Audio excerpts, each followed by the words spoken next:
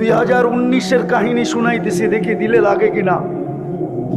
আমি লস এঞ্জেলিসে ছিলাম, সকালবেলার নাস্তার দস্তরখানে বসছি, তো দুইটা ছেলে চুল এলোমেলো, কাপড়গুলা ময়লা, জীর্ণ শীর্ণ। তো আমি বলতেছিলাম, বাবা তোমাদের রূপরেখায় তো বলে না তোমরা আমেরিকাতে বসে আসো, আমেরিকার মানুষ তো অন্যরকম হবে, পোশাক আশাক, চুল টুল, চেহারা টেহারা। তো বলতেছে, হুজুর গতকাল বিকালবেলা জেলের থেকে আসছি, আমাদের আপনজন বলতে কেউ নাই, খুঁজতে খুঁজতে তাবলিগের মার্কাজে চলে আসছি। ভাবছি যদি এখানে আশ্রয় পাই, একটা দুটা দিন থাকতে পারি, তাইলে কোনো ব্যবস্থা হয়ে যাবে, এই জন্য চলে আসছি। তা আমি বললাম, তোমরা জেলখানায় গেলে কেন? তো বলতেছিল, আমরা মেক্সিকো দিয়া ঢুকতেছিলাম, পুলিশের হাতে পড়ে গেছি, জেলখানায় নিয়ে গেছে, 3 মাস পরে বাহির হয়ে আসলাম। আচ্ছা, কত টাকা দিয়ে মেক্সিকো পর্যন্ত আসলে তুমি? বললো, বাংলাদেশ থেকে পার হেড 25 লক্ষ টাকা দিয়ে আসছি। জিজ্ঞাসা করলাম, তোমরা দুইজনই ছিলে? বললো, না, আমরা টিম ছিলাম। টিমের ভিতরে বাংলাদেশি কয়জন ছিল? বললো, আমরা 3 জন ছিলাম। জিজ্ঞাসা করলাম, আরেকজন কোথায়? তো 2 জনের চোখ দিয়া পানি পড়তেছিল। আমি জিজ্ঞাসা করলাম, কাঁদো কেন? তো বলছে, হুজুর 2-3 মাস একসাথে ছিলাম, ভালোবাসা তো হওয়ারই কথা, মেক্সিকোর জঙ্গলে 3য় জন হারায় গেছে, জানি না তার পরিণতি কি হয়েছে। মানুষ যেটাকে ভালোবাসে আর প্রয়োজন মনে করে, বলেন কিয়ামতের মাঠে শাফাআতে কুবরা কার হাতে? বলেন, আরে বলেন না জোরে। এতক্ষণ তো আপনাদের চিল্লান আমি বহু দূর থেকে শুনতেছিলাম, কান্না এখান থেকে যাইতেছে কি? যাইতেছে না? হ্যাঁ, এখন বলেন না চিল্লা, কিয়ামতের মাঠে শাফাআতে কুবরা কার হাতে? বলেন, হাউজে কাউসার কার কাছে? হ্যাঁ, কার কাছে? সুপারিশ ছাড়া পার হবেন কিভাবে বলেন? 4 ধরনের সুপারিশ তো লাগবে, পার হবেন কি করে? দুনিয়াতে যা কিছু পাইছি ওই রসুলের কারণেই তো পাইছি, ঠিক না? আপনি খায়রে উম্মত কার কারণে? আরে বলেন না, বলতে থাকেন, 120 নেকি পাইতে থাকবেন, মুহাম্মদুর রাসূলুল্লাহ বলতে থাকেন প্রত্যেকটার বেলায়। আপনি খায়রে উম্মত কার কারণে? আপনি আল্লাহর হাতে বাছাইকৃত হইলেন কার কারণে? আর দুরূদ পড়লে আরো 30টা পাবেন। তো বাছাইকৃত হইলেন যার হাতে, খায়রে উম্মত হইলেন যার কারণে। একটা না, দুটা না, 4-4টা স্টার লাগলো যার কারণে। হাজারো কোটি সম্মাননা পাইলেন যার কারণে। এক রাত্র 83 বছর পাইলেন কার কারণে? বলেন। আরে 83 বছর বোঝেন কি? লাইলাতুল কদর কার কারণে পাইলেন? এক রাত্র 83 বছর। আমি তো বলি, এই বৃদ্ধ যদি 80 বছর বয়সের হয়, উনি যদি দুনিয়ার থেকে চলেও যায়, আল্লাহ যদি জিজ্ঞাসা করে কতদিন ছিলে, তো 80 বছর, হিসাব দাও, তো বুক ফুলায় বলতে পারে, এক রাত্রেরটা দিয়া নেই, বাকিটা পরে দিব। এক রাত্রই তো 83 বছর ছিল, আমি ছিলাম 80 বছর, 80 থেকে 80 বাদ দিয়া দেন, কিচ্ছু দিতে হবে না। তারপরও তো 3 বছরের পাওনা আসি। আপনি আমাকে জিজ্ঞাসা করেন তো জিজ্ঞাসা করেন কি কইরা? চার্জ করেন তো চার্জ করেন কি কইরা? আমি তো উল্টা আপনার কাছে পাওনা, আপনি আমার কাছে পাবেন তো পাবেন কি? 83 বছর পাইলেন কার জন্য? আজকে ওই উম্মতের যুবকরা নেটে চুল কাটে, নেটে দেখা কি কইরা বলেন? সব নেটে দেখা চুল কাটে, জিজ্ঞাসা করেন। 100 টাকার চুল 500 টাকা দিয়ে কাটে। রোজার ঈদের রাত্রে 1000 টাকা দিয়ে কাটে। সারা রাত্র নেটের ভিতরে চুল ডিজাইন চয়েস করে, তারপরে স্ক্রিনশট দেয়, তারপরে সেলুনে নিয়ে যায়। সেলুনওয়ালা চুলের ডিজাইন দেখে 1 গ্লাস পানিতে চুমুক দেয়, তারপরে একটা ঢোকগিলা বলে 700 টাকা। ও বলে টাকার প্রশ্ন না, ডিজাইন চাই। যেই রসুলের জন্য এত কিছু পাইলেন, এত কিছু পাবেন। এই উম্মত তো কিয়ামতের মাঠে দাঁড়াবে না, এই উম্মত তো আল্লাহর পাশে স্টেজে দাঁড়াবে। কেননা এই উম্মতকে নির্বাচিত করছেন আল্লাহ নিজের জন্য। এই উম্মত তো আল্লাহর জন্য নির্বাচিত, নাইলে এই উম্মতের তো জমিনে আসার কথা ছিল না। আমি হয়তো বুঝাইতে পারবো না, যদি জমিনে আসার কোনো প্রয়োজন ছিল না। কেননা ভালোবাসার পাত্র খাটবে তো খাটবে কেন? আল্লাহর মতো সত্তার যদি ভালোবাসার পাত্র হয়, ও দুনিয়াতে এসে কাম জড়াবে কেন? আমাদের আল্লাহ তো শুধু 99 পদের মালিক না। বহুত দিন পরে একটা হাদিস মনে উঠলো, দেখি বোঝে কিনা। আল্লাহ তো বলে, আমি ওই আল্লাহ জামা আউয়ালাকুম আখিরাকুম জিন্নাকুম ওয়া ইনসাকুম লাউ জামা আউয়ালাকুম আখিরাকুম জিন্নাকুম ওয়া ইনসাকুম ওয়া হাইয়াকুম ওয়া মাইয়িতাকুম ওয়া যাকারাকুম ওয়া উনসাকুম ওয়া ইয়াবিসাকুম ওয়া রুতাবাকুম ফি সাঈদিন ওয়াহিদিন ফাসআলু কুল্লা ওয়াহিদাতিন মিনহুম মাসআলা মা নাকাসা মিন খাজাইনি শাই কামা ইয়ানকুসুল বাহরু ইদা উদখিলাল মিখিয়ালু ফি। ও উম্মতে মুহাম্মাদি, শুধু তোমরা না, সমগ্র আউয়ালিন আখারিন, সমস্ত জিন, সমস্ত ইনসান, সমস্ত নারী, সমস্ত পুরুষ, সমস্ত জীবিত, সমস্ত মৃত্যু, সমস্ত ভিজা, সমস্ত শুকনা, সমগ্র সৃষ্টিও যদি এক ময়দানে দাঁড়ায় আর আমার কাছে যদি আশা অনুযায়ী চাইতে থাকে, আর আমি যদি সবার আশাকে পূরণ করি, আমার ভান্ডারে এতটুকু কমবে না যতটুকু সমুদ্রে সুই ডুবায়া বাহির করলে মাথায় পানি লেগা সমুদ্রে কমবে। আমার ভান্ডারে এতটুকু কমবে না। যেই আল্লাহ এত বড় ভান্ডারের মালিক, ওনার প্রিয় পাত্র, আমরা আল্লাহর প্রিয় পাত্র। প্রিয় পাত্র যদি না হইতাম তো সমস্ত মানব জাতির ভিতর থেকে আমাদেরকে বাছাই করলেন, তো করলেন কেন? ওই প্রিয় পাত্র জমিনে এসে ক্লান্ত হবে কেন? কেন ক্লান্ত হবে? আরেকটা দলিল দিতেছি, আমাদের বয়স 60-70 বৎসরের বেশি দেন নাই, বোঝা গেল প্রিয় পাত্রকে বেশি খাটানো যায় না, বেশি খাটানো সমীচীন না। এই জন্য বয়স কম দিছেন যেন খাটতে কম হয়। তারপরও মনে হয় ভাবছেন বেশি দিয়া দিলাম কিনা, খাটনি বেশি হয়ে গেল কিনা।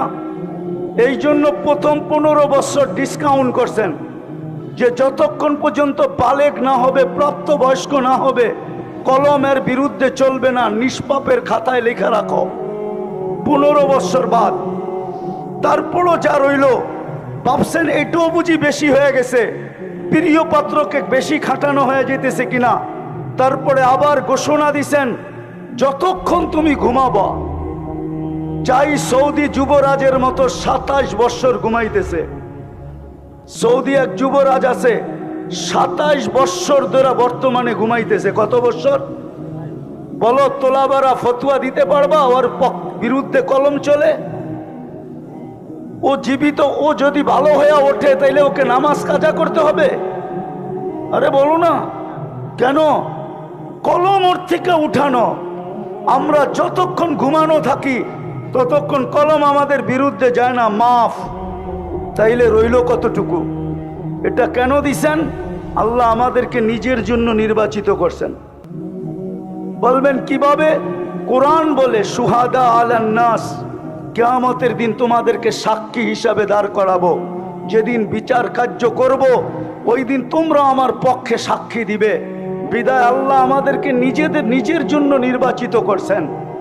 কিন্তু কিয়ামতের দিন যখন আমরা সাক্ষী হিসাবে দাঁড়াবো, সমগ্র উম্মত বলবে, যদি দুনিয়াতে না পাঠাইতেন তাইলে বলতো এরা তো দুনিয়াই দেখে নাই, এরা সাক্ষী দেয় তো দেয় কি করা।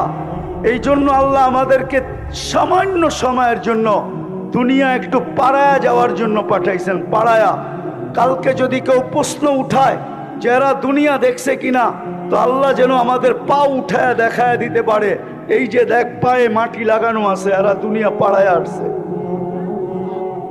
যাদেরকে আল্লাহ নিজের জন্য নির্বাচিত করলেন। আমি শেষ জায়গায় চলে আসছি, আর লম্বা করতে চাইতেছি না। ওই জাতির আজকে অবস্থা দেখলে, তাহাফুজে খতমে নবুয়তের তো প্রয়োজনই হয়েছে এই জন্য, আমাদের জন্য। যদি আমরা নবীর আদর্শকে মানতাম, আর নবীর শান যদি জানতাম, আর নবীর প্রয়োজনীয়তা যদি আমরা জানতাম, আর যদি আমাদের ভিতরে প্রচার থাকতো, প্রসার থাকতো, একটা শুধু হইতেছে খতমে নবুয়ত। কিন্তু ঢাকা শহরে কয়টা হয় শানে রেসালত? বলো, আরে তোলা বড়া বনো না, বাংলাদেশে কয়টা শানে রেসালত হয়? সবই তো ওয়াজ মাহফিল আর তাফসির মাহফিল। জাতি তো শানে রেসালত জানেই না, নবীর শান জানে না, নবীর সিরত জানে না, নবীর ক্যারিয়ার জানে না, নবীর আদর্শ জানে না, নবীর প্রয়োজনীয়তা জানে না, নবীর কারণে কি পাইলাম এটা জানে না, নবীর কারণে কি পাবো এটা জানে না, নবীর প্রয়োজন কতটুক রাখি এটাও জানে না। জাতি তো নবী সম্বন্ধে কিচ্ছুই জানে না। তাইলে প্রয়োজন হবে না তো আগাছা জন্মাবে না তো জন্মাবে না কেন? আপনি ভাবছেন চিৎকার দিয়ে আইন নিয়ে আসবেন? যারা শুক্রবারে 500 বার দুরূদ পড়ে না, ওরা চিৎকার দিয়ে কি করে আইন আনবে? বুঝান আমাকে। যারা চুল কাটে নেটে দেখা, ওরা আইন আনবে কি করে? যারা 14 তারিখ পালন করে, ওরা নবীর শান বুঝবে কি করে? আপনি তো বুঝাইতে পারেন না নবীর শান। আমার যুবক তো 14 তারিখ উদযাপন করে, বাংলাদেশে এরকম উদযাপন করে আমি তো 14 তারিখ আমেরিকাতে দেখছি। ওরা তো শুধু ফুল দেয় না, হোটেলে নিয়ে খাওয়ায়, বাড়ির জন্য পার্সেল দেয়, পারে না কলিজাটা বাইর করে বুনা করে প্যাকেটে দিয়া দিতে, তারপরে বলতে যে তুই আমাকে যাইয়া লেখা পাঠাইস। আমি তো বাঁচবো না, কেননা কলিজা তো দিয়া দিছি, আমি তো মরে যাব। কিন্তু বন্ধুরা কমসে কম ফেসবুকে দেখবে তুই একটু লেখা পাঠাইস I.U। জিজ্ঞেস করেন না, শুধু ফুল দেয়, ফুলও দেয়, হোটেলেও খাওয়ায়, পার্সেলও দেয়, কলিজা পর্যন্ত বুনা করে দিতে চায়। পারে না খালি সামাজিকতার কারণে, নাইলে প্রতিদিন বাংলাদেশ প্রশাসন শুধু ওদেরকে সামলাইতে পাগল হয়ে যেত। ওরা প্রত্যেক গলিতে মিছিল করতো, ছ্যাক খেয়েছে আমার ভাই অমুকের রক্ষা নাই। তো 90% ছ্যাক খাওয়া, পার্সেলও নিছে, ফুলও নিছে, খাইছে, তারপরে বাড়ির যে জুতা পাঠায় দিছে, জুতা। বাকি যেটা বাইচা গেছে ওইটারে ছলনার পেছে ফালায়া জবা করে পাঠায় দিছে। নাইলে প্রতিদিন পেপারে কেন আসে প্রেমিকের হাতে প্রেমিকার জান গেল, প্রেমিকার হাতে প্রেমিকের জান গেল, প্রেমিকের হাতে প্রেমিকার জান গেল, প্রেমিকার হাতে প্রেমিকের জান গেল? এই কথা পেপারে প্রতিদিন কেন আসবে? হ্যাঁ, কেন আসবে?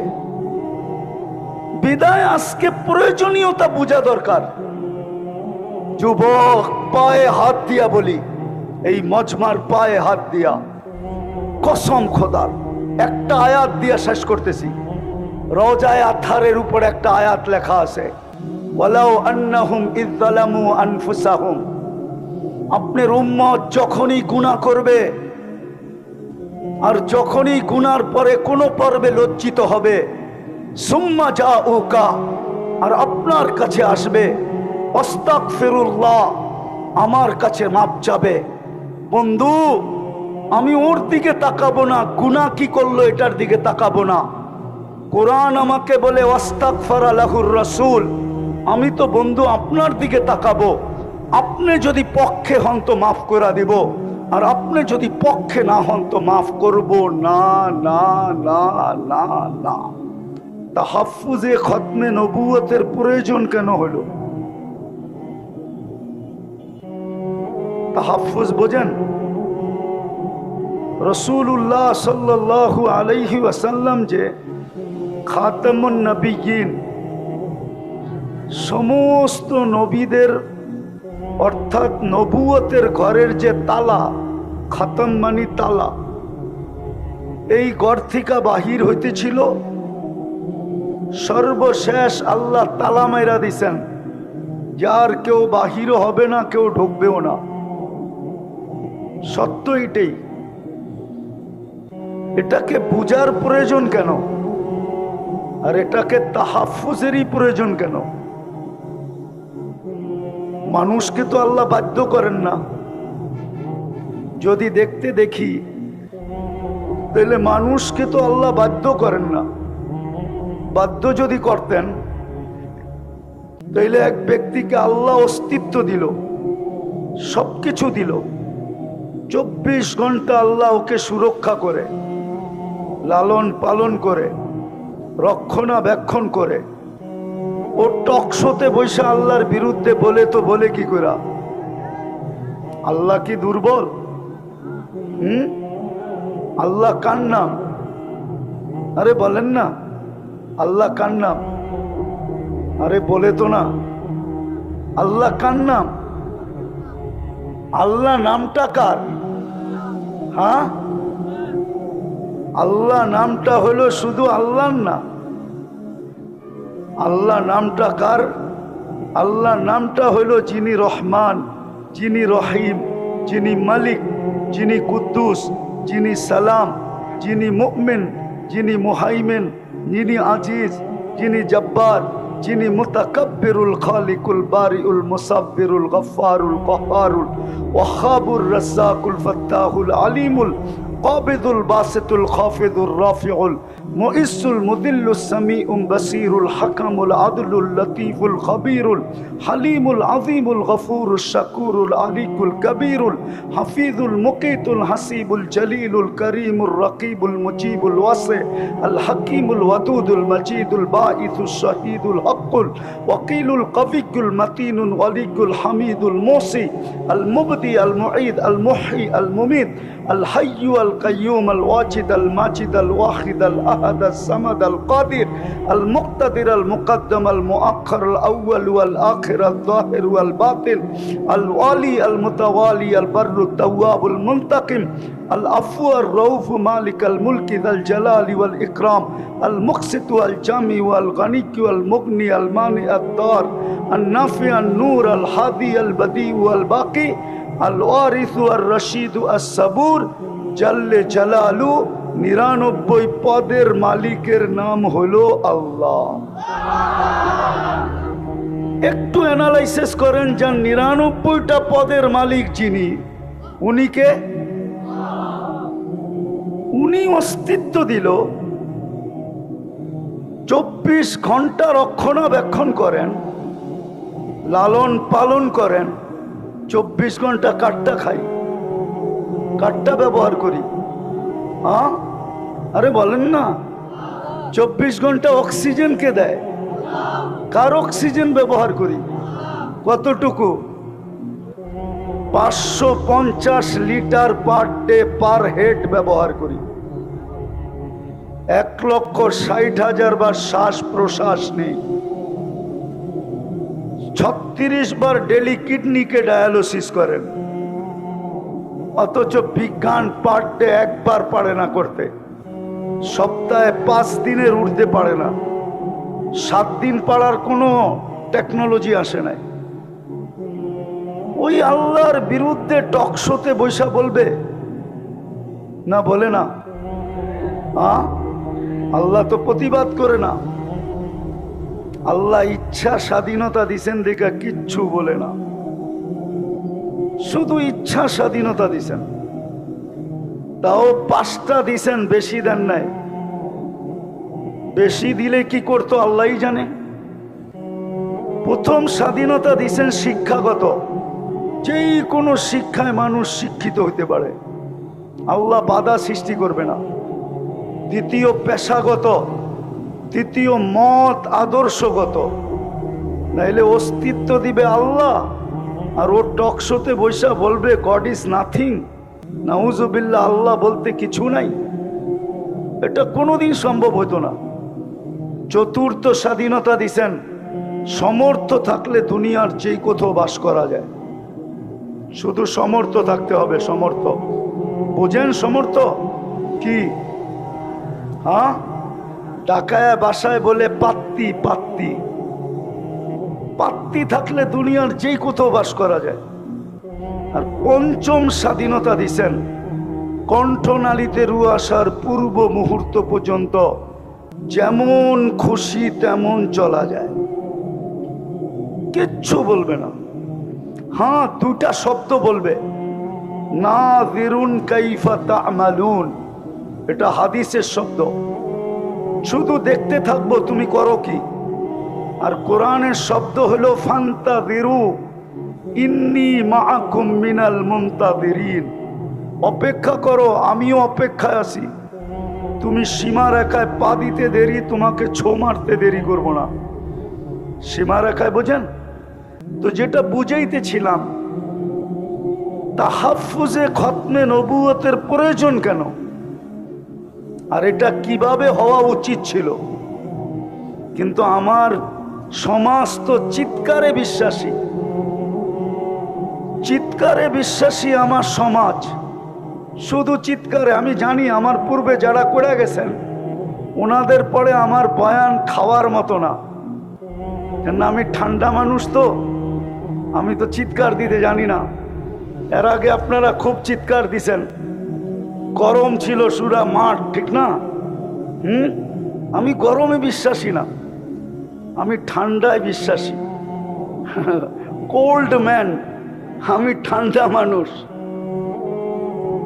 দুটা জিনিস বোঝাবো যে খতমে নবুয়তের পরে তাহাফুজে খতমে নবুয়তের দরকারটা কি, কি দরকার, কেন তাহাফুজে খতমে নবুয়তের প্রয়োজন।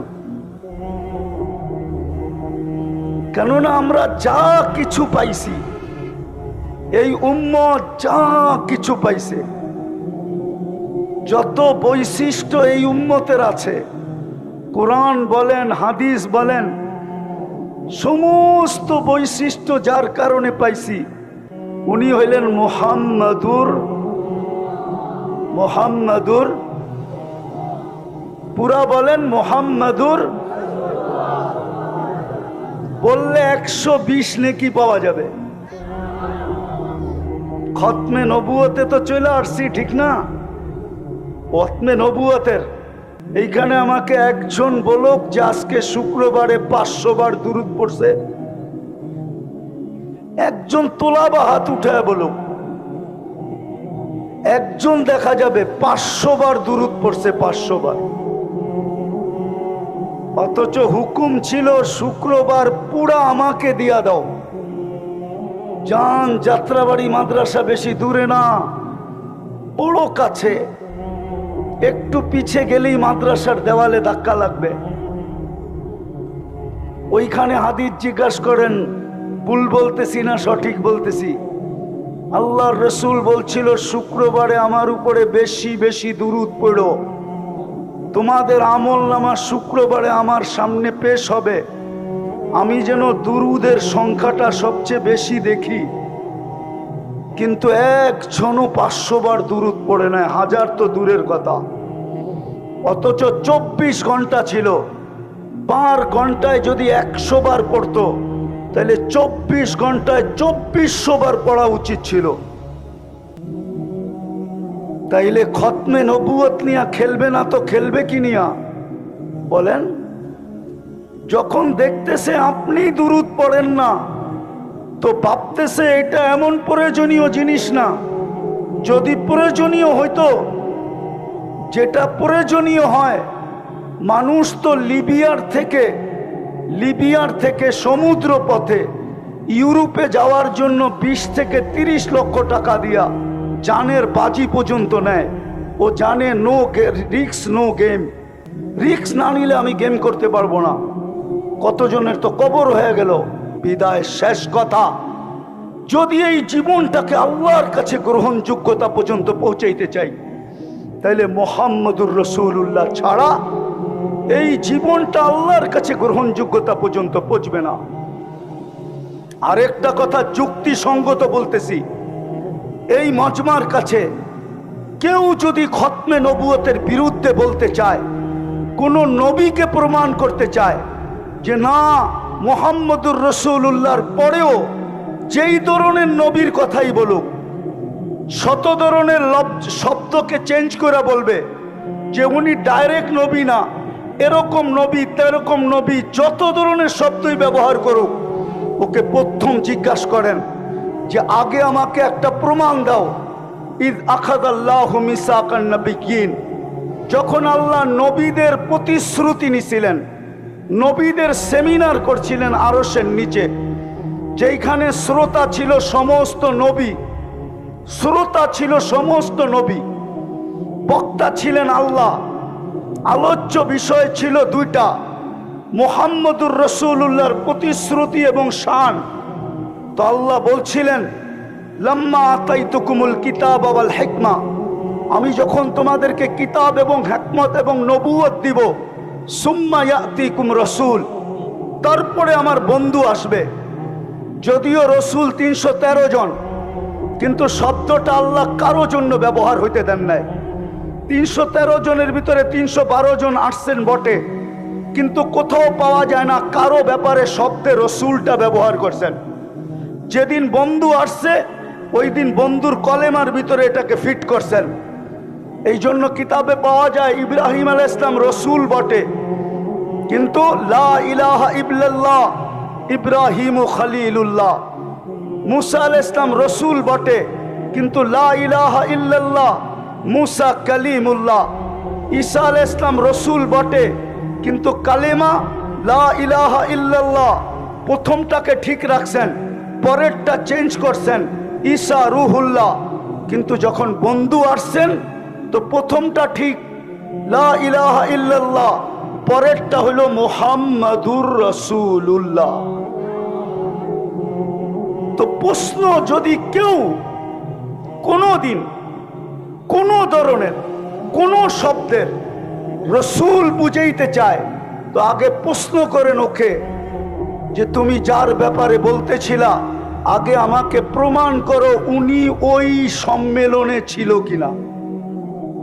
ওই ওই ওই সম্মেলনে কেন, লাম্মা আখাযাল্লাহু মিসাকান নবিয়্যিন, সমস্ত নবী রসুলদের, আর কসম খোদার দুনিয়ার কেউ প্রমাণ করতে পারবে না যে ওই সম্মেলনে ছিল। তাইলে বোঝা গেল যদি প্রমাণ না করতে পারে ও ভুয়া। ও কি? ও কি? একটা ভুয়া স্লোগান ছিল না, ভুয়া ভুয়া ভুয়া।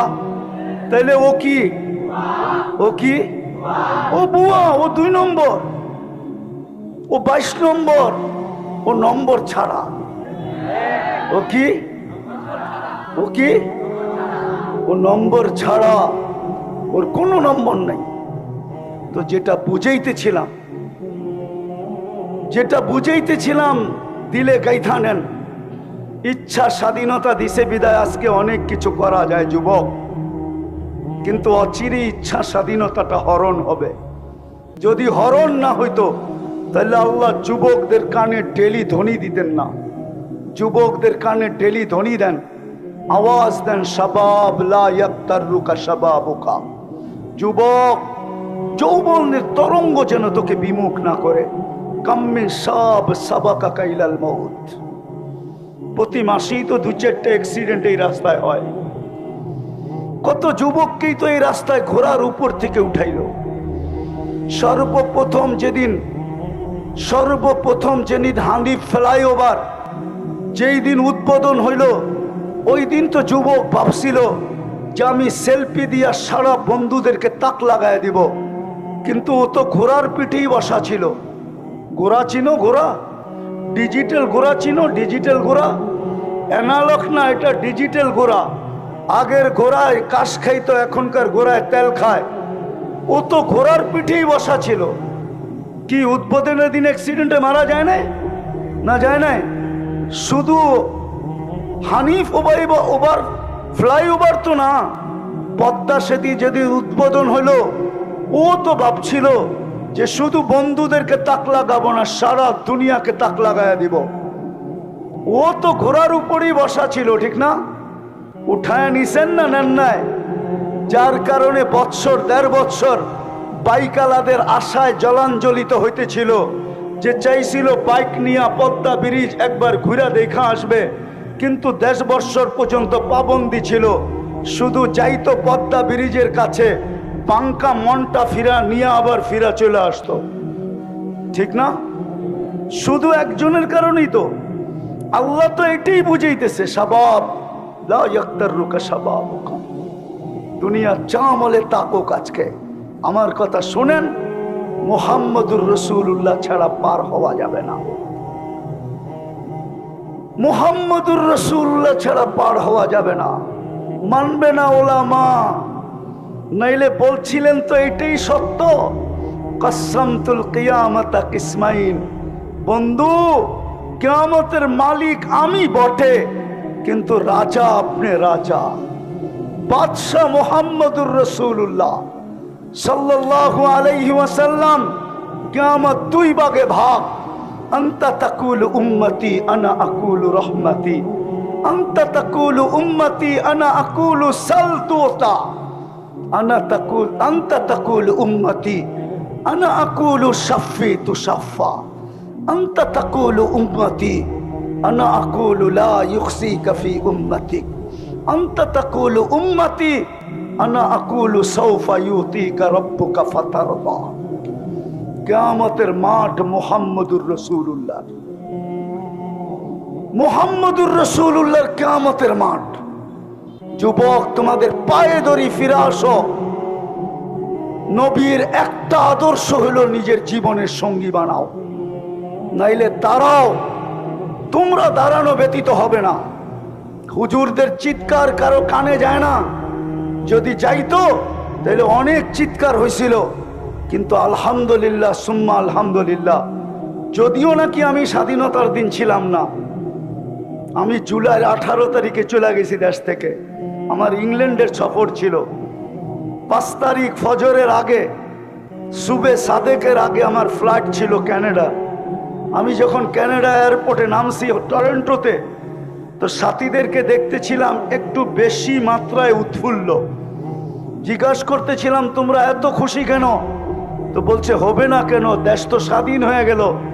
আপনি তো আকাশে উঠতেছিলেন, খবর আপনার কাছে তো নাই, আমাদের কাছে খবর আছে। গাড়িতে বসায় একটার পর একটা দেখাইতেছিল। তো যুবক, তোমরা দাঁড়াও, নবীর আদর্শ নিয়ে দাঁড়াও, নবীর আদর্শকে জীবনের সঙ্গী বানাও। মুহাম্মদুর রাসূলুল্লাহকে মনে প্রাণে জাগা দাও, জীবনে জাগা দাও। রব্বে কাবার কসম, মুহাম্মদুর রাসূলুল্লাহ যদি পক্ষে আসে, তো গ্যারান্টি দিয়া বলতে পারি আল্লাহ পক্ষে হবে, হবে, হবে, হবে, হবে, হবে। আর যদি মুহাম্মদুর রাসূলুল্লাহ পক্ষে না হইল, খোদার কসম, না রব পক্ষে হবে, না রবের বিচার পক্ষে হবে, না রহমত পক্ষে হবে। রহিমা দুনিয়া ওয়াল আখিরা হওয়া সত্ত্বেও পক্ষে হবে না। এই জন্য পায়ে হাত দিয়া বলি, বলা অনেক হয়ে গেছে। ওলামায়ে কেরাম বলছেন, কালকেও বলবে, আমি তোমাদের পায়ে হাত দিয়া বলবো। তুমি নবীর জীবনী রিচার্জ করো, সারা রাত্র আনলিমিটেড তোমরা চালাও, ফেসবুক চালাও, ইন্টারনেট চালাও, আনলিমিটেড চালাও ওয়াইফাই দিয়া, অথবা বন্ধুর থেকে পাসওয়ার্ড নিয়া, অথবা বন্ধুর থেকে হটস্পট নিয়া সারা রাত্র চালাও। তোমাদের পায়ে হাত দিয়া বলি, মুহাম্মদুর রাসূলুল্লাহর জীবনী অ্যানালাইসিস করো, পড়ো, শিখো, আদর্শ শিখো। দিছিলেন তো, সুযোগ তো দিছিলেন। আল্লাহর রসুল জানতেন একটা সময় এরকম আসবে, এরকম আসবে, চতুর্দিকে ফিতনা আর ফিতনা হবে। হুজুররা মানবে কি মানবে না জানি না। এই কাপড়টা 6 বার সুদে ডুব দিছে। কয়বার? কয়বার? না, হুজুররা মানবে না। আমি গণাইতেছি, যে তুলা চাষ করছে কৃষক, সে কৃষি লোন নিয়ে তুলা চাষ করছে, সুদ নিয়া তুলা চাষ করছে, সে সুদ নিয়া, কি নিয়া? সুদ নিয়া তুলা চাষ করছে। কি নিয়া? কি নিয়া? সুদ নিয়া তুলা চাষ করছে। দ্বিতীয়, যে তুলা ইম্পোর্ট করছে, সে সুদ নিয়া করছে। যে সুতা বানাইছে, ও সুদ নিয়া মেল তৈরি করছে। যে গেরে বানাইছে, ও সুতা নিয়া, সুদ নিয়া গেরের ফ্যাক্টরি করছে।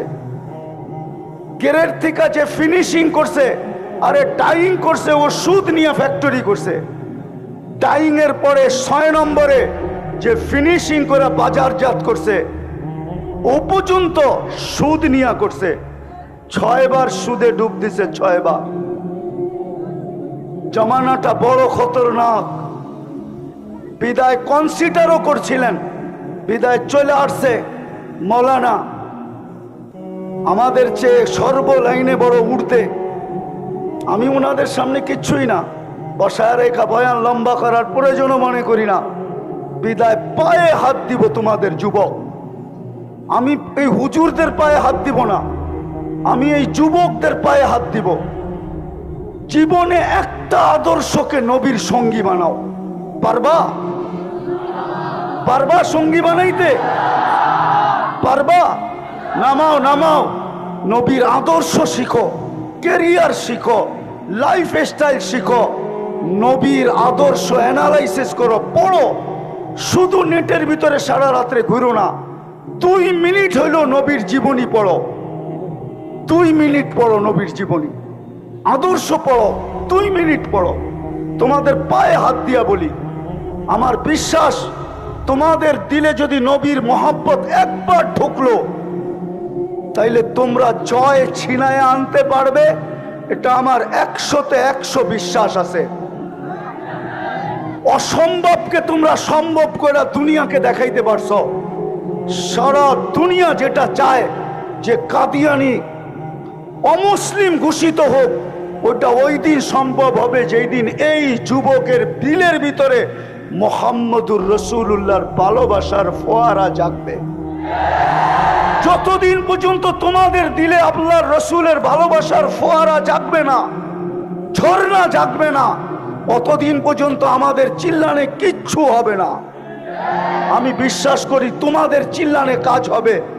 বিদায় 1 মিনিটের জন্য পড়ো, রাজি?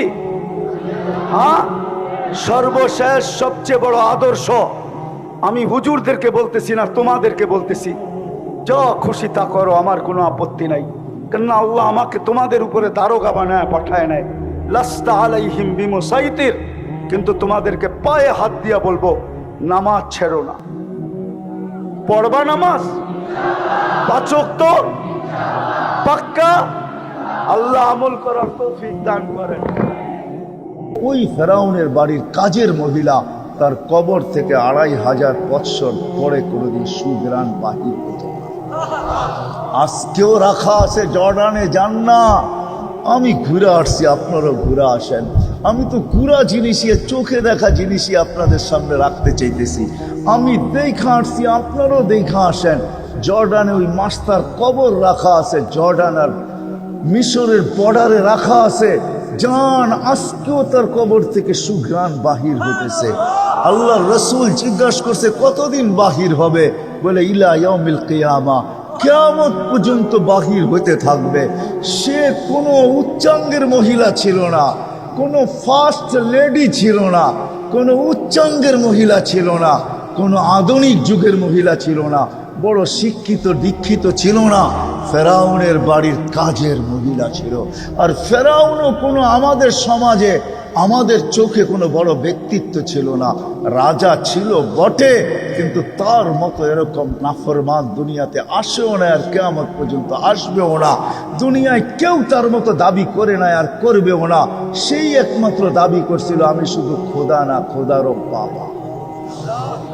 তার ঘরে যেই মহিলা থাকতো, তার কবর থেকে এখনো সুঘ্রাণ বাহির হতেছে। এখন জান দেখা আসেন, সে জীবনটাকে গড়ছিলেন।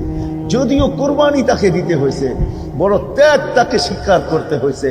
যদিও ফেরাউনের তেলে, জ্বলন্ত তেলে, টকবক ফুটন্ত তেলে তাকে জ্বলতে হয়েছে।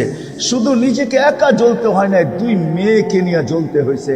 সে সহ্য করছে, হাত উঠাইছে আর আল্লাহকে চিৎকার দিয়া বলছে, মালিক তুই নারাজ হোস না।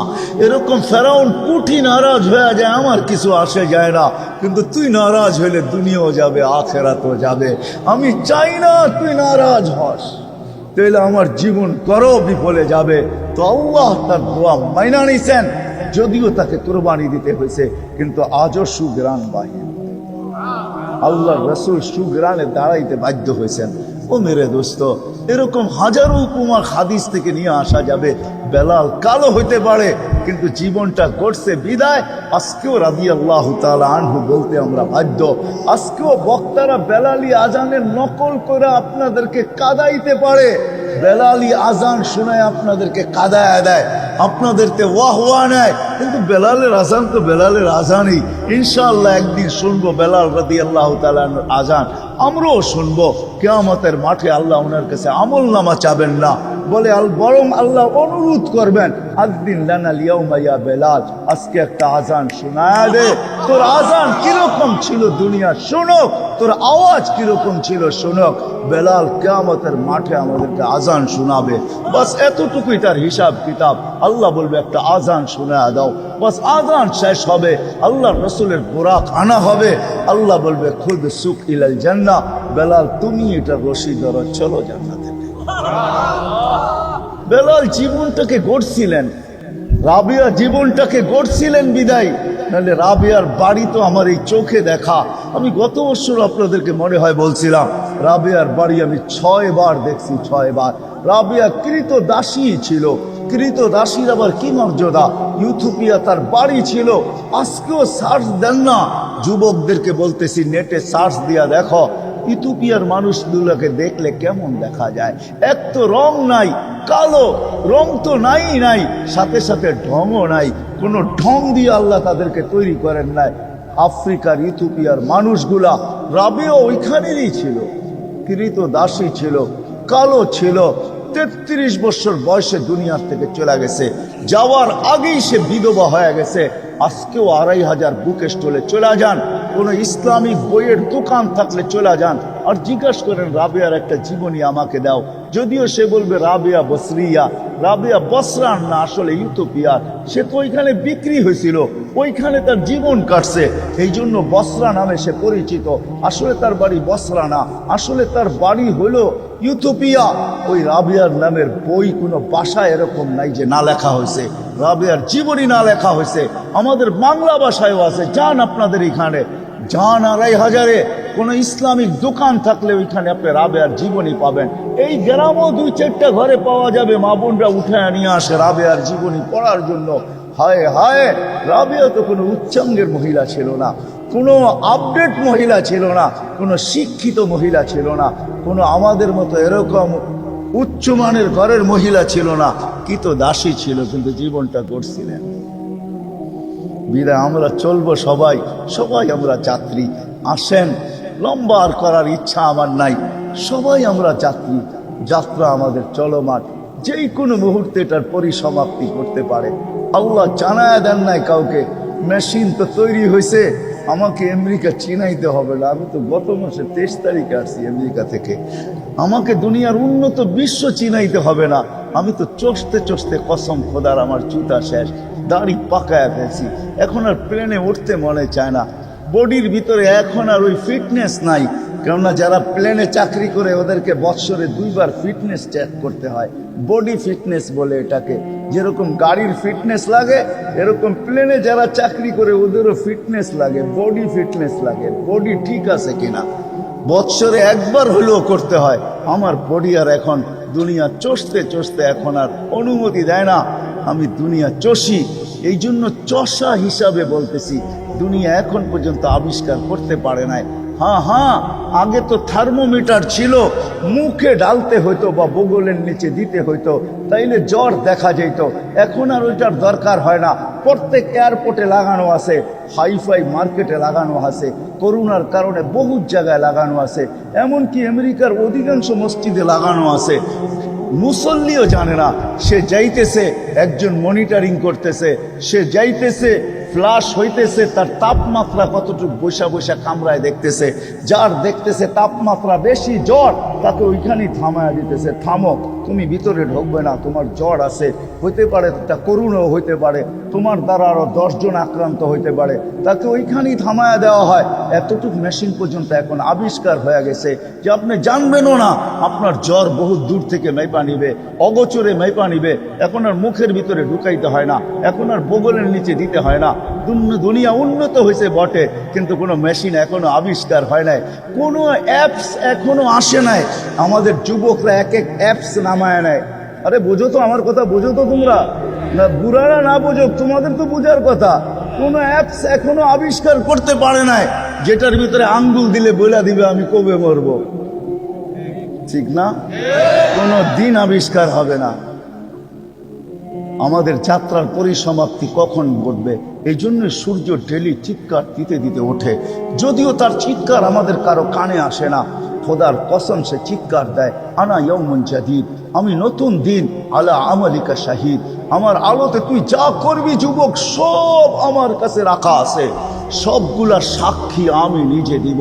তুই ভাবতেছিস মেমোরি কার্ড তোর কাছেই আছে, না না না, আল্লাহ আমার রশির ভিতরে মেমোরি কার্ড ঢুকায় দিছে, আমার কাছেও মেমোরি আছে। আমার আলোতে যে করবে ওটা আমি সাক্ষী বহন করব। ফাগতানিম, সুবর্ণ সুযোগ মনে করলেন, আউতি হায়াতিকা আবাদা, আর কোনোদিন আমি তোর জীবনে উঠতে নাও পারি। প্রতিদিন সূর্য চিৎকার দিতে দিতে ওঠে। ও মেরে দোস্ত, মেশিন যদি আবিষ্কার হতো তাহলে এখনই আপনাদেরকে লাগায় শোনায় দিতাম। না না, লাগায় শোনানো যাবে না। আপনি এখানে বসে আছেন, প্রতিদিন 70 বার কেন একাধ আরো বেশি মানুষ হাঁটতে থাকে, জমিন চিৎকার দিতে থাকে, ইবনা আদম তামশি আলা গাহরি মাসিরুকা ফি বাতনি, ও মানুষ আমার জমিনের উপর পিঠের উপরে তুমি চলমান, অতি সত্বর তুমি আমার পেটে আসবে। তুমি আমার পিঠে বিরাজমান, অতি সত্বর তুমি আমার পেটে আসবে। আমার পিঠে তুমি আধিপত্যের অধিকারী, অতি সত্বর তুমি আমার পেটে আসবে। এমনকি যখন হাসি দেয় তখন পর্যন্ত বলে, তাদহাকু আলা গাহরি, তুমি হাসতেছো আমার পিঠে, সাতাবকি ফি বাতনি, হতে পারে তুমি আমার পেটের ভিতরে কাঁদবে। হয় হয়, যখন আমরা রং তামাশা করি, রং তামাশা বোঝেন? আরে বোঝেন, বিয়ে শাদী এটা সেটা প্রোগ্রাম হয় না, বুড়ারা পর্যন্ত বলে একটু কি সে, বাচ্চারা তো বিয়ের শাদীতে একটু করবেই, ঠিক না? আচ্ছা, আপনারা জায়েজ বানাইছেন, জায়েজ বানান, তাতে কোনো আমার আপত্তি নাই, কিন্তু জমিন কি বলে এটা আমি শুনাইতে চাইতেছি। যখন রং তামাশা করে তো নিচের মাটি বলতে থাকে, তাসুবুকাল আলওয়ান ওয়ালা যাহরি, তুমি রং তামাশা করতেছো আমার পেটে, তাই না? তাকুলুকা দুধ ফি বাতনি, কিরা মাকড় তোমার আমার পেটে খাবে। যখন মানুষ খুশিতে আত্মহারা হয় তখন নিচের মাটিটা বলতে থাকে, আতাসুরু আলা যাহরি, তুমি খুশিতে আত্মহারা, সাতাহসানু ফি বাতনি, তুমি দুঃখের সমুদ্রে আমার পেটে ডুবতেও পারো। আবার এমনও লোক আছে যারা জমিনের উপর দিয়ে হাঁটে আর মাটি বলতে থাকে, মাতা মাসিরুকা ইলা বাতনি, তুমি আমার পেটে কবে আসবে? তো সে নিজেই জবাব দেয়, জানো কেন বলি? আমি তোমাকে আপ্যায়ন করবো। তারই লাশটা যখন কবরের পাশে যায় তো কবর চিৎকার দিয়া বলে, বলছি না তোমাকে আপ্যায়ন করব, তুমি চলে আসছো তাই না? তো বলছে, তোমাকে রাখতে দেরি, ইদান উহাব্বিলু লাকা বাতনি খাদরা, তোমাকে রাখতে দেরি, আমার পেট তোমার জন্য সবুজ শ্যামল হইতে দেরি হবে না। এমনও লোক আছে। হয় আমি কেমনে বুঝাবো আপনাদেরকে? এমনকি কুকুর পর্যন্ত আমাদেরকে সতর্ক করতে থাকে। বাড়ির কুকুরটা পর্যন্ত মাঝে মাঝে আমাদেরকে দেখা অট্ট হাসি দেয়, কুকুরও আমাদেরকে সতর্ক করে।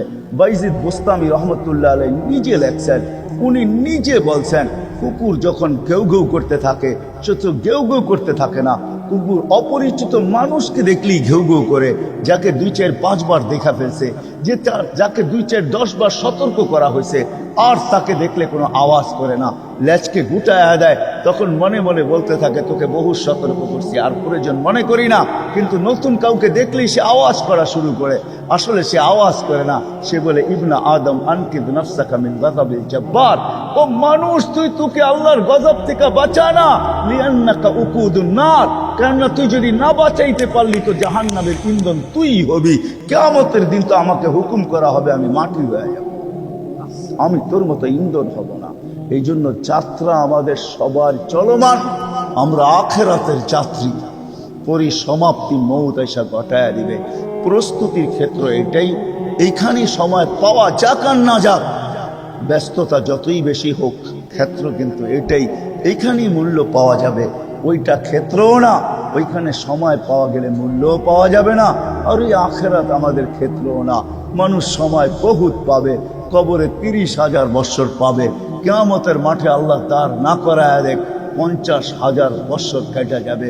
বলবেন ওইখানে করে নিব, কোনোদিন সম্ভব না। ক্ষেত্র এটাই, বিদায় যদি বুঝে আইসা থাকে। এই জন্যই আল্লাহ প্রস্তুতির জন্যই আল্লাহ ডেলি আমাদেরকে ডাকতে থাকে। আল্লাহ বুঝায়, রসুল বুঝায়। যেটা আমি থেকে হারায় গেছি আল্লাহ আমাদেরকে বাধ্য করেন না, আল্লাহর রসুলও বাধ্য করেন নাই, আমরাও আপনাদেরকে বাধ্য করব না, বুঝাইতে চেষ্টা করব। বিদায় বুঝাইতেছি, আল্লাহ বাধ্য করে না, নাইলে ওইখান থেকে আমি বাহির হয়ে গেছি যে আল্লাহ আজান দিবে আর আপনি আসবেন না, এটা হবে না।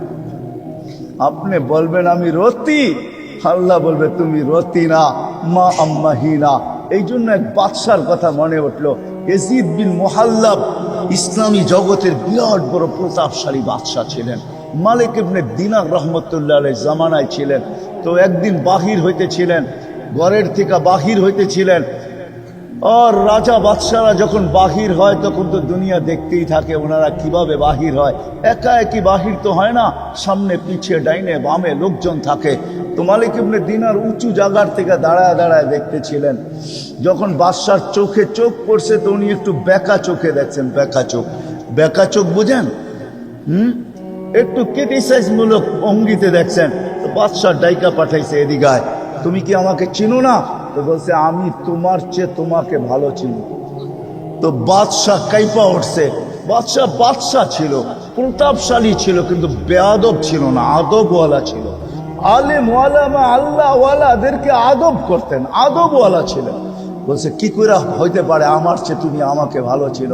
তো বলছে শোনো, আমা কানা আউয়ালুকা নুতফা, তোমার শুরুটা কি একটা দুর্গন্ধময় বিদগুটে পানি ছিল না? বলছে বালা, এটাই তো বিদগুটে দুর্গন্ধময় পানি, বীর্য থেকেই তো আমার তৈরি। এটা সত্য বলছো তুমি? বলে আখিরুকা জিফা, তুমি মারা যাওয়ার পরে কি ফুলবে না, ফাটবে না? বলছে অবশ্যই ফুলবেও, ফাটবেও, দুর্গন্ধ হবে। বলছে অবাইনাহুমা তাহমিলু কাযিরা, মধ্যখানে তুমি একটা পেশাব পায়খানার টুকরি। আর কি টুকরি চিনেন? হ্যাঁ, আরে টুকরি চিনেন? কি বলে আপনাদের এখানে? বড়টা ওরা এটার ভিতরে কি? এটার ভিতরে কি? পেশাব আর পায়খানা। আর কি মধ্যখানে একটা, এটা পেশাব পায়খানার তুমি একটা পাত্র। আর কি? তো বাদশাহ চিল্লান দিয়া বলতেছে আরাফতানি হাক্কা, তুই আমাকে চিনছ? তুই চামচগুলো একটু আমাকে চিনে নাই, চামচগুলো একটু চিনে নাই। যেটি আমার চতুর্দিকে করে চামচ, এটি একটাও চিনে নাই। তুমি আমাকে চিনছ। বাস্তবিক এটি সত্য। চলে যেতে হবে। বিদায় আসেন প্রস্তুতি নিয়ে। সময় বড় দামি, যদিও ঝাই ঝামেলা অনেক, সময় যদিও শর্ট কিন্তু দামি। এই জন্য আল্লাহ বাধ্য করতে চান না, আল্লাহ বুঝাইতে চান যে প্রস্তুতি নেওয়া যাবে। শুনায় দিছেন, দেখায় দিছি, একটা না দুটা না হাজারো দেখানো যাবে, শ্রেণী ভেদ হিসাবে দেখানো যাবে। আপনি কি ভাবেন প্রস্তুতি নিছিল আব্দুর রহমান ইবনে আউফ? আপনার আমি কয় টাকার মালিক? ডলার উঁচা দেখি আপনি অনেক দামি। ও মেরে দোস্ত, কয় টাকার? আব্দুর রহমান ইবনে আউফ আশারায় মুবাশশারার একজন। যখন দুনিয়ার থেকে বিদায় নেয় তখন ক্যাশ টাকা ছিল 47 লক্ষ কোটি টাকা। সোনার উপর টাকা ছিল 47 লক্ষ কোটি। যান ইতিহাস পড়ে দেখেন, 47 লক্ষ কোটি ছিল। কয়েক মিলিয়ন দাম বর্তমানে এক একটা ঘোড়ার, কয়েক মিলিয়ন দাম এক একটা ঘোড়ার। আপনার আমার টাকা না, দেড়হাম দাম, দেড়হাম। আরবি ঘোড়া, এরকম ঘোড়া ছিল 4000। বাকিগুলা বললাম না, প্রত্যেকটা বলা যায়। উনিও প্রস্তুতি নিছেন তো দুনিয়াতে থাকতে। আশারায় মুবাশশারার একজন, টপ 10-এর ভিতরে একজন উনি, টপ 10, 10 জনের ভিতরে একজন আব্দুর রহমান ইবনে আউফ রাদিয়াল্লাহু তাআলা আনহু, যার মৃত্যু সময় সম্পদের ওর চেয়ে বেশি সম্পদ। আপনাদের বাংলাদেশের ন্যাশনাল বাজেট হয়েছে এবার মাত্র 6 লক্ষ কোটি টাকা। বাঙ্গারিগুলা বাদ দিলাম, আব্দুর রহমান ইবনে আউফ রাদিয়াল্লাহু তাআলা আনহু বাঙ্গারিগুলা আছে, ওগুলো আমি বললাম না। 6 লক্ষ কোটি টাকা আমাদের ন্যাশনাল বাজেট হয়েছে। আব্দুর রহমান ইবনে আউফের রাদিয়াল্লাহু তাআলা আনহুর মৃত্যু লগ্নে ছেলে সন্তানের জন্য রাইখা গেছেন 47 লক্ষ কোটি টাকা। উনিও প্রস্তুতি নিয়ে আশারায় মুবাশশারা হয়েছেন। আপনি ভাববেন আমি টাকার বোঝায় আশারায় আমি আমাকে করতে পারতেছি না। আমাদের কাছে তো কিছু হইলেই আমরা বলি মরার সময় নাই, আমি সময় দিব তো কোত্থেকে দিব, ঠিক না? হ্যাঁ, না না, আসেন পায়ে পড়ি, আপনাদের চলে যেতে হবে, চলে যেতে হবে। বিদায় প্রস্তুতি নিয়ে যেতে হবে, নারীকে, পুরুষকে, যুবককে, বৃদ্ধকে। যে প্রস্তুতি নিয়ে যাবে সে আল্লাহর কাছে, আল্লাহর কাছে, আল্লাহর কাছে মূল্যায়িত হবে। কেমন মূল্যায়িত? আল্লাহ তাকে সালাম দিবে। আল্লাহ সালাম কওলাম মির রব্বির রহিম। আল্লাহর সালাম সৃষ্টির সালামের মতো হবে না। আল্লাহ তো ওই কার্ড গলায় পড়ায় দিবে। কিছু কার্ড আছে, কিছু ক্ষেত্র আছে, কিছু জায়গা আছে, ওটা গলায় ঝুলায় যাইতে হয়। ওই গলায় ঝুলায় গেলেই মূল্য পায়, গলায় না ঝুলায় গেলে মূল্য পায় না। আল্লাহ ওই সালামের কার্ড গলায় পড়ায় দিবে, যেইখানে যাবেন ওইখানেই সালাম পাইতে থাকবেন, দিতে থাকবে। সালামের মালা আল্লাহ পড়ায় দিবে। ওই প্রস্তুতি নেওয়ার জন্য, সহজভাবে প্রস্তুতি নেওয়ার জন্য, যাতে সহজে নিতে পারি, এটার জন্য আল্লাহ মুহাম্মদুর রাসূলুল্লাহ সাল্লাল্লাহু আলাইহি ওয়াসাল্লামকে প্রেরণ করছেন। আল্লাহর রসুল ক্ষেত্র বিশেষ, শ্রেণী বিশেষ, স্থান বিশেষ, জায়গা বিশেষ, প্রত্যেক ব্যক্তি বিশেষ, প্রত্যেক ব্যক্তিকে প্রস্তুতির রাস্তা দেখাইছেন। ওই যেটাকে নবীওয়ালা আল্লাহর রসুলের জীবন বলে, যেটার উপরে আল্লাহ গ্যারান্টি দিতেছেন, লাকাদ কানা লাকুম ফি রাসূলিল্লাহি উসওয়াতুন হাসানাহ। ওই আদর্শ দিছেন, ওই ক্যারিয়ার দিছেন, ওই জীবন দিছেন, ওই লাইফ স্টাইল দিছেন। আজকে তো দুনিয়া বলে লাইফ স্টাইল চেঞ্জ করো, উন্নত করো, তাইলে তুমি সুখী হবে। আমাকে দেখাইতে হবে না। রাগ হয় না, রাগ হয় না। আমার এখানে হাজারো কান্নাও লুকানো আছে, হাজারো হাসিও লুকানো আছে। এই বছরও আমি কানতে কানতে কোনো এক পর্বে আমেরিকাতে কানতে আমি বাধ্য হয়েছি। আমার চোখে পানি আসছে,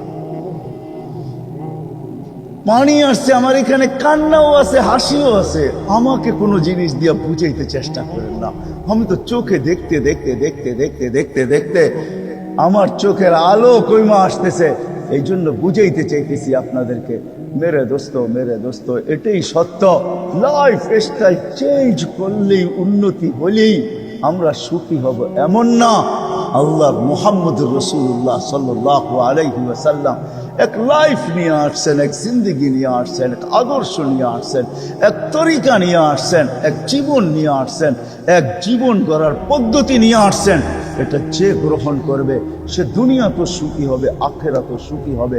এটা বয়ান দিয়ে বোঝানো যাবে না। এটা তো শিখতে হবে, শিখতে হবে। এটা শিখতে হবে, যুবককেও শিখতে হবে, বৃদ্ধকেও শিখতে হবে, নারীকেও শিখতে হবে, পুরুষকেও শিখতে হবে। যে শিখবে তার জীবন সুখের হবে, তার প্রস্তুতি কমপ্লিট হবে। মৌত আসবে, প্রস্তুতি কমপ্লিট হয়ে যাবে, এইখান থেকে যাবে তো ফেরেশতারা কার্ড অফ অনার দিতে দিতে নিবে, সঙ্গ দিতে দিতে নিবে। কোরআন বলতেছে নাহনু আউলিয়াউকুম ফিল হায়াতিদ দুনিয়া ওয়াল আখিরাহ। কোরআন বলে আমি তোমাদেরকে সঙ্গ দিতে দিতে, ফেরেশতারা বলে আমরা সঙ্গ দিতে দিতে তোমাকে নিব, জান্নাতের গেট পর্যন্ত তোমাদেরকে পৌঁছাবো, জান্নাতের দরজা পর্যন্ত তোমাদেরকে পৌঁছায় দিব, জান্নাতের ফেরেশতাদের হাতে উঠায় দিব। ওরা আবার তোমাকে রিসিভ করবে তো গার্ড অফ অনার দিয়ে রিসিভ করবে। ওরাও বলবে সালামুন তিবতুম ফাদখুলুহা খালিদিন। ওরা সুন্দর জীবন বানায় আসছো। এই জন্য মেরে দোস্ত কথা শেষ, শিখেন আল্লাহ রসুলের জিন্দিগি শিখেন। বাংলাদেশের জন্য সহজ এটা, দুনিয়ার আদার কোনো দেশের জন্য এত সহজ না। মক্কা, মদিনা, বাইতুল মুকাদ্দাস ভিন্ন কথা। এই 3 ক্ষেত্র ছাড়া দুনিয়ার কোনো জায়গায় এতটুকু সহজ নাই, এতটুকু সহজ না, এতটুকু আসান না। আমি তো বলি ওই 3 জায়গার পরে দুনিয়ার কোনো মাটি যদি আল্লাহর কাছে সবচেয়ে প্রিয় হয়, আমার মনে হয় সেটা বাংলাদেশের। আমার কাছে প্রমাণ আছে, আমি আপনাকে প্রমাণ দিতে পারবো। বাংলাদেশের মাটি মনে হয় সবচেয়ে বেশি প্রিয়, বাংলাদেশের মানুষ মনে হয় আল্লাহর কাছে সবচেয়ে বেশি প্রিয়। নাইলে আল্লাহ রসুল এই উক্তি কেন করবেন যে বাংলাদেশের মানুষ সরল সহজ, বাংলাদেশের মানুষ সাদা সিধা, তাইলে বাংলাদেশের এই অবস্থা কেন হবে? কোনো গ্রাম নাই যেখানে মাদ্রাসা না আছে, কোনো গ্রাম নাই যেখানে মক্তব না আছে, কোনো গ্রাম নাই যেখানে হজ্জখানা না আছে, কোনো গ্রাম নাই যেখানে 2-4টা মসজিদ না আছে, কোনো গ্রাম নাই যেখানে 2-4-5 হক্কানি আলেম না আছে। বাংলাদেশের কোনো ক্ষেত্র নাই যেখানে ওলামায়ে কেরাম হক্কানি আলেম না আছে। কদমে কদমে পাওয়া যায়। দুনিয়া তো শত শত মাইল ঘুরলে একজন পাওয়া যায় না। আপনাদের এইখানেও মনে হয় গত বছর আমি বলছি যে 700 কিলোমিটার দূর থেকে আসছে ছোট্ট একটা মাসলা জিজ্ঞাসা করার জন্য। মাসলা আমি ওকে বইলা দিছি বটে, কিন্তু আগে বলছিলাম ওকে তোর পাও 2টা দে, মনে চাই আমি একটা চুমা দিই। 700 কিলোমিটার দূর থেকে আসছি, নব মুসলিম, বলছে আমি মুসলমান, আমার মা বাবা মুসলমান না, আমার ইসলাম আমাকে কি বলে, আমার আল্লাহ আমাকে কি বলে, আমার রসুল আমাকে কি বলে, আমি কাফের মা বাবার সাথে ব্যবহার করব তো কিরকম করব? আজকে তো এখানে মুসলমান সন্তানও জানে না মা বাবার সাথে কিরকম ব্যবহার করবে, না জানে না। কোনো ওলামাকে জিজ্ঞাসা করে রাগ হয়ে গেলেন, দাড়ি পাইকা গেছে, সে পর্যন্ত কোনোদিন জিজ্ঞাসা করে নাই। মা বাবা দুনিয়ার থেকে চলে গেছে, এখনো কেউ জিজ্ঞাসা করে না যে মা বাবা চলে গেল আমি তার ঋণ শোধ করবো তো করবো কি করে। আল্লাহ রসুল তরিকা দিয়া গেছেন, বিদ্যা দিয়া গেছেন, শিক্ষা দিয়া গেছেন। মা বাবার ঋণ শোধ করতে পারো নাই, দুনিয়ায় থাকতে তুমি মূল্যায়ন করো নাই, কদর করো নাই, দাম দাও নাই। দুনিয়ার থেকে চলে গেছে, এখন তোমার দিলে বড় ব্যথা হয়, হয় মা বাবা চলে গেছে, আমি আর মূল্যায়ন করব তো করব কি করে, দাম দিব তো দিব কি করে, ঋণ শোধ করব তো করব কি করে। কসম খোদার, আল্লাহ রসুল শিখায়া গেছে এই কাজ কর, মা বাবার ঋণ শোধ হয়ে যায়। জিজ্ঞাসা করেন, আল্লাহ রসুল বইলা দিয়া গেছেন। আমরা তো কোনোদিন জিজ্ঞাসাও করি নাই, শিখিও নাই, না এখন না তখন, নব মুসলিম। আর এইখানে কদমে কদমে ওলামা পাওয়া যায়। বিদায় আসেন, আজকে ওয়াদা করি, অঙ্গীকার করি, আমরা ওলামাদের কাছে থেকে নবীর জিন্দিগি শিখবো। আর নবীর জিন্দিগি অনুযায়ী একটা সুন্নত যদি আমার জিন্দিগিতে প্রতিফলিত হইল, আর এটা যদি গ্রহণযোগ্যতা পাইল আল্লাহর কাছে, কসম খোদার জীবন গড়া হয়ে যাবে। একটা সুন্নত যদি, কারণ আল্লাহ রসুলের সুন্নত আল্লাহর কাছে জিন্দিগির যেই কোনো একটা অংশ, ছোট থেকে ছোট অংশ, এটা পর্যন্ত ছোট থেকে ছোট জিনিস আল্লাহর কাছে বড় প্রিয়, বড় ওয়েট রাখে, ওয়েট বড় মূল্য রাখে, বড় দাম রাখে, বড় ওজন রাখে। কিরকম ওজন? সমগ্র জগৎ যদি এক পাল্লা দেন, আল্লাহ রসুলের একটা সুন্নত আরেক পাল্লা দেন, সুন্নতের ওজন বেশি হবে। শিখেন, শিখবেন, কি বলেন? শিখবেন? কে কে ওয়াদা করতে পারেন যে শিখবো ইনশাআল্লাহ? পাক্কা? আল্লাহ কবুল করুক। আর সর্বশেষ যেটা মেরে দোস্ত, জীবন গড়ার জন্য সবচেয়ে সহজ পদ্ধতি হাদিসের ভিতরে পাওয়া যায়। আল্লাহ নিজে বলেন, আল্লাহর রসুল বলেন, নামাজকে ওকে করে দাও, তোমার জীবন আমি ওকে লেখা দিব। ইদা সালুহা সালুহা সাইরুল আমাল। আল্লাহ রসুলের মাধ্যমে আমাদেরকে জানাইতেছেন, আপনার উম্মতকে বলেন 5 ওয়াক্ত নামাজ ওকে করে দে, আমি কিয়ামতের দিন তোর জীবন ওকে লেখা দিব। শুধু ওকে লেখা দিব না, আমি ঘোষণা দিয়া দিব, সাইদা ফুলান ইবনে ফুলান ফালা ইয়াশকা বাদাহা আবাদা। অমুকের ছেলে অমুক কামিয়াব, আর কোনোদিন নাকাম হবে না। বিদায় নামাজ ওকে, জীবন ওকে। নামাজ পূর্ণ, জীবন পূর্ণ। নামাজ কমপ্লিট, জীবন কমপ্লিট। তার জন্যই আল্লাহ রসুল আসতে দেরি, সেজদা করতে দেরি করেন নাই। আইসি আমাদেরকে মেসেজ দিছেন। দ্বিতীয় যেদিন দুনিয়ার থেকে বিদায় নিতেছেন, সর্বশেষ কথা ছিল আসসালা আসসালা আসসালা, নামাজ নামাজ, ওয়া মালাকাত আইমানুকুম, আর অধীনস্থ মানুষের সাথে সৎ ব্যবহার করো। এই দুটোই আল্লাহ রসুলের চিৎকার ছিল। অধীনস্থ মানুষের সাথে সৎ ব্যবহার করো, তোমার নিচে যারা আছে তাদের সাথে সৎ ব্যবহার করো, তোমার অধীনে যারা আছে তাদের সাথে সৎ ব্যবহার করো, তোমার থেকে নিচের স্তরে যারা আছে তাদের সাথে সৎ ব্যবহার করো। আর নামাজ, এই জন্য আজকে ওয়াদা নিব আমি, বিশেষ করে যুবকদের পায়ে হাত রেখা বলবো, আজকের থেকে ওয়াদা করো, মা বোনরা পর্দার আড়ালে তাদের পায়েও হাত রাখবো, যে আজকের থেকে আর নামাজের ওয়াক্ত হতে দেরি, আর মসজিদের থেকে আজান পয়সা আসতে দেরি, আমরা নামাজের সাথে আপোষ আর করব। ওয়াদা পাক্কা? আল্লাহ আমাদের সবাইকে আমল করার তৌফিক দান করেন। কি উঠা চলে যাবেন? কে কে হাত উঠান তো? চলে যাবেন? বুঝেন, কিন্তু শুধু আমরা আসি না, আমাদের সাথে আরেকজনও কিন্তু আসছে, যিনি চাবে না আপনি সর্বশেষ ঘোষণা নিয়ে যান, এটা উনি কোনোদিন চাবে না। কেননা সর্বশেষ ঘোষণা হবে ইরজিউ মাগফুরান লাকুম কদ বুদ্দিলা সাইয়্যাতিকুম হাসানাত, যাও তোমাদের গুনাহ মাফ, গুনার জায়গা নেকি দ্বারা পরিপূর্ণ। এই জন্য সবাই কেউ উঠাউঠি করবো না, উঠবেন।